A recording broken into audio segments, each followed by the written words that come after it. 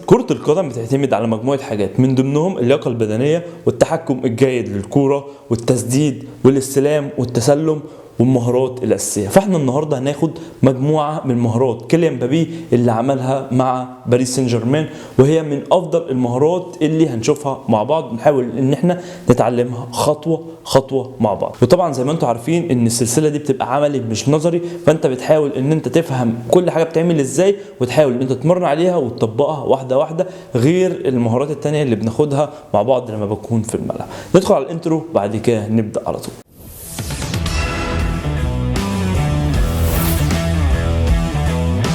السلام عليكم، انا احمد سيد مدرب كرة قدم ومطور اداء للاعبين. جبت لكم النهارده مجموعه من المهارات الكويسه جدا لكيليان مبابي اللي هنقدر ان احنا نتعلمها مع بعض. ندخل على اول مهاره، يلا بينا. اول مهاره لمبابي هي مهاره رائعه جدا، لانه كان مدي ظهره للخصم، بعد كده خدها من زاويه وبعد كده خد الكوره في اتجاه وسحبها تاني وراح عدى بجسمه وعدى.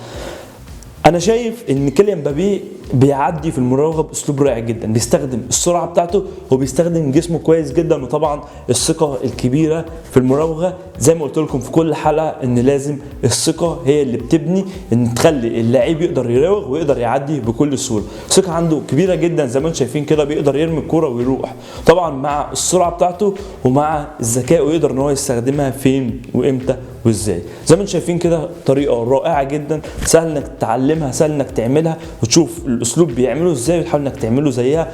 طبعا لازم تطور نفسك برضه في السرعه، ولازم تطور نفسك في عمل المهاره دي، تشوف الطريقه بتتعمل ازاي وتحاول ان انت تعمله زيها. ولو ركزت كويس جدا هتلاقي بعد ما عمل كده راح راوغ تاني وعمل تو سيزر وراح راوغ تاني وراح عايز يعدي. يعني هو عايز يعدي من كل اللعيبه، عايز يعدي من الدفاع كله. والصراحه لعيب عنده ثقه في نفسه عاليه جدا جدا جدا، ودي اللي مخلياه من افضل لاعبين العالم، لان هو شايف نفسه ان هو من افضل لاعبين العالم. عشان كده الصراحه هو في حته تانية عن باقي اللاعبين. وزي ما انتم شايفين كده تقدروا برضو تعدوا من السيزر، تقدروا برضو تعملوها برضو وتعدوا بيها. سرعه الدريبل، سرعه الحركه، سرعه رجله، هي دي اللي مخلياه يعمل كده، هي دي اللي مخلياه يوصل للمكان اللي هو فيه. زي ما بقول لكم ندخل على تاني مهاره، يلا بينا. تاني مهاره رائعه برضو حلوه، هو عمل السيزر. انا شايف ان اغلبيه كيليان مبابي بيعمل السيزر وبيعدي. يعني هو عمل السيزر راح معدي من بين اتنين، خطفها بسرعه، شوف واحد اتنين راح معدي من الجنب، ويقدر ان هو يخطفها على طول ويروح للجون، يروح انفراد للجون في وسط 5 لعيبه او 4 لعيبه او 3 لعيبه. يعني هو عمل تو سيزر وراح واخد كده جنب معين وجاري. ثقته في نفسه هي اللي خلته يجري كده، الثقه هي اللي خلته يقدر يعدي، الثقه هي اللي خلته يقدر يجري كده.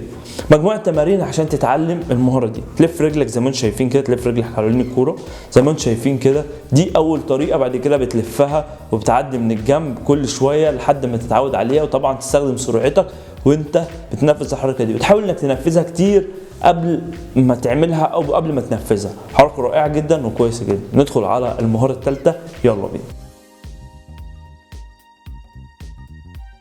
هي دي تعتبر مهاره وتعتبر لمسه بذكاء. جات له الكوره، بدل ما يوقفها ولسه هيفكر هيعمل ايه، في لمح البصر شاف الخصم اللي قدامه مش متوازن معاه، فراح حاططها بلمسه برجليه التانية. طبعا جسمه كان مظبوط ومتعود على الاستلامه الصح مش الاستلامه الغلط زي ما انتم شايفين.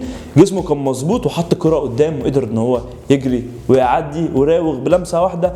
يعني في ناس كتير ولاعيبه كتير جدا لما تجي لها الموقف ده بتوقف الكوره وتفكر لسه هتعمل ايه، لكن هو عنده سرعه اتخاذ القرار. سرعه اتخاذ القرار هي اللي خلته يعدي الكوره ويرمي الكوره ويقدر يوصل بيها زي ما انتم شايفين كده، ويقدر ان هو يعدي بكل سهوله. طبعا سرعه اتخاذ القرار في دماغه، سرعه الذكاء، حاجات كتير جدا هي اللي خلته يقدر يوصل للمستوى اللي انتم شايفينه ده. طبعا دي تحسب له، الحاجات دي كلها تحسب له، وانا عايزكم برضه تطبقوا الحاجات دي. شوفوا الفكره ازاي معموله ازاي، شوفوا الطريقه ازاي تقدروا ان انتم تعملوها وتبقى احسن كمان بكتير جدا. ندخل على المره اللي بعديها، يلا بينا.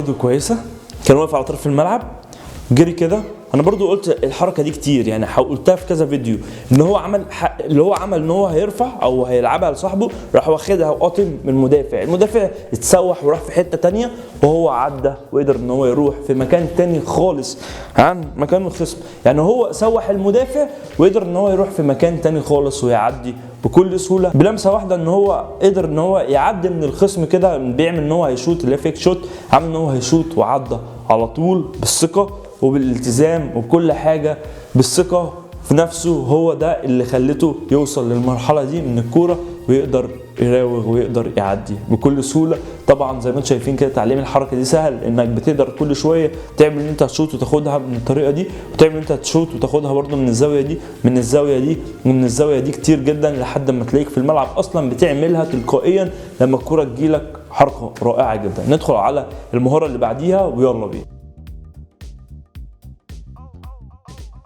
بصوا يا جماعه، الثقه في النفس زي ما بقول لكم بتعمل كل حاجه.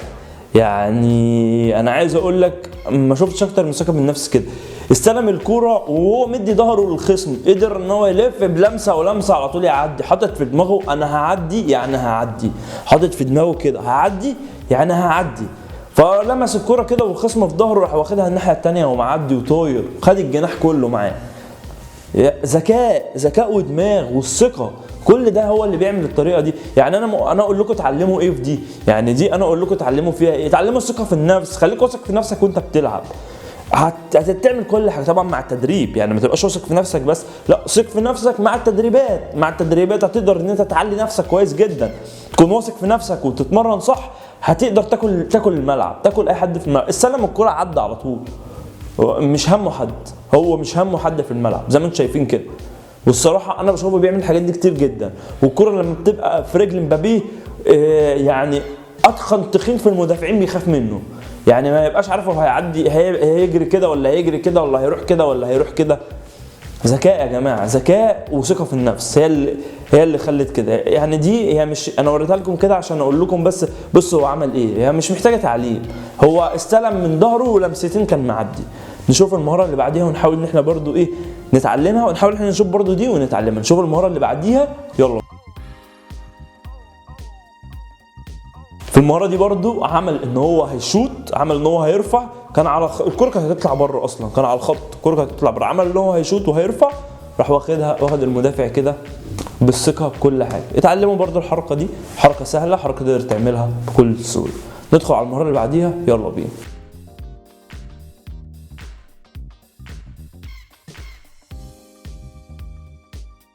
بصوا يا جماعه، المهاره دي برضو من المهارات الحلوه. هو عمل تو ستيب اوفر او عمل ستيب اوفر زي ما انتم شايفين كده، عمل ستيب اوفر وعمل ان هو يعدي من الناحيه دي، راح واخدها من الناحيه الثانيه في كذا لمسه بسرعه زي ما انتم شايفين كده. بصوا هعرضها لكم بالبطيء. عمل ستيب اوفر سيزر، بعد كده خدها الناحيه الثانيه، بعد كده رجع تاني. ذكاء الصراحه ملوش حل. الصراحه حركه رائعه من شخص جامد، من شخص رائع جدا. لمسته للكرة سهلة، لمسته للكرة مش محتاجة فكر. يعني هو عارف هو هيعدي منين، هو شاف ان الحتة دي اتزنقت وكان هيعدي كده، شافها اتزنقت راح واخدها ومعدي الناحية التانية، قاطم الدفاع كله معاه. شابوه، حركة رائعة جدا الصراحة، حركة كويسة جدا تقدر تتعلمها بكل سهولة، تقدر تتعلمها على طول. ان انت تتعود ازاي ان انت تاخد ستيب اوفر بعد كده ترجع تاني، تاخد ستيب اوفر وترجع تاني. هتتعلمها بكل سهوله، يعني هتقدر تتعلمها وهتبقى معاك سهله، مش هتبقى معاك صعبه، بس تتمرن عليها كتير. يعني لو انت اتمرنت عليها كتير هتقدر تعملها زيه بالظبط كده. لو جات لك نفس الموقف تقدر تعملها وتقدر تعدي، بس تتعلم نفس الاسلوب، تتعلم نفس التكنيك بتاعها. تمام، ندخل على المهاره اللي بعديها يلا بينا. يا جماعه على الثقه بالنفس، فرق بينه وبين المدافع اللي قدامه شويه، يعني عده امتار، راح مطولها وجاري عليها وانا اللي هاخدها الاول. هو في دماغه كده، انا ده اللي حاسه فيه. يعني انا حاسه فيه هو يعني زي ما تقول كده اللي هو بيبلطج على اللعيبه، انت فاهم، اللي هو انا هجري وهلحق وهلمس الكوره. هو بيفكرني بلعب الظاهره رونالدو، كان بيلعب بنفس الاسلوب كده بالظبط، يعني شبيه منه شويه. تمام، فهو عنده صراحه ميزات كتير جدا. يعني انا شايف الميزه دي اللي هو ثقه مش غرور، ثقه زياده. يعني ثقه زياده ان هو يعدي، يعني هو مش بيهيب حد، شايف ان هو يعدي من اي مدافع، وبيختار الحته الصح اللي يقدر يعدي فيها. فدي حته برضه تحسب له، يعني هو بيختار الحته الصح. يعني لقطه زي دي زي ما انتم شايفين كده، يعني دي مش اي لاعب برضه يعملها يعني الصراحه. يعني حتى هو اللاعب مش مندفع عليه عشان يقدر يعمل كده، فاهم؟ لا ده هو طولها وهروح لها، فاهم؟ وهو طبعا سرعته قدر ان هو يعدي بكل سهوله. الصراحه لعيب ذكي، لعيب عنده ثقه بالنفس، لعيب كويس جدا الصراحه. ده اللي اتقال عليه لاعب كره قدم الصراحه. اتمنى بقى ان كل واحد يكون بيشوفني دلوقتي ووصل للحته دي، ان هو يعني يكون يقدر ان هو يتمرن، يقدر ان هو يطور من نفسه، يقدر ان هو يكون حاجه كبيره جدا. طبعا انت لو وصلت لحد الحته دي اكتب لي في التعليقات تحت ان انت اكتر كلمه علقت معاك ايه، او اكتر هدف او اكتر حاجه علقت معاك في الحلقه دي، عشان اعرف ان انت مثلا شخص VIP ولا شخص عادي اللي هو مجرد انك بتشوف الحلقه وتمشي على طول. وبكده تكون خلص حلقتنا. يا رب ان هي تكون نالت اعجابكم. لو الحلقه عجبتك لايك وسبسكرايب للقناه لو انت جديد. هشوفكم في فيديو جديد باذن الله.